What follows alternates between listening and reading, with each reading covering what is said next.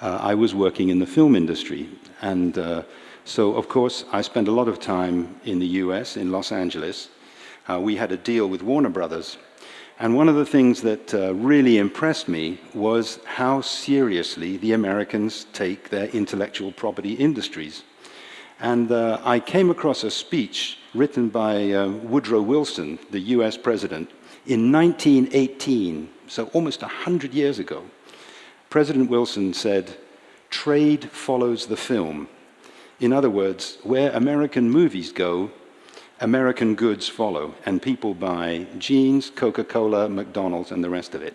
100 years ago, the President of the United States was thinking in those terms. And I thought, we don't take our intellectual property industries nearly seriously enough.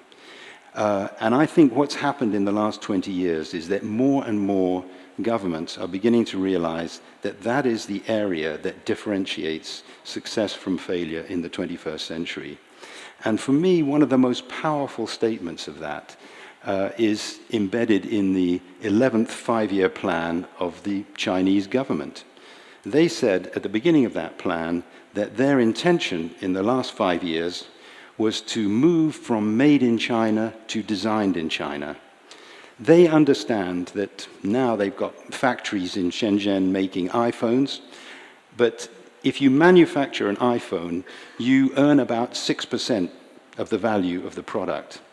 Apple, back in San Francisco, have 60% of the product because they designed it. They own the intellectual property.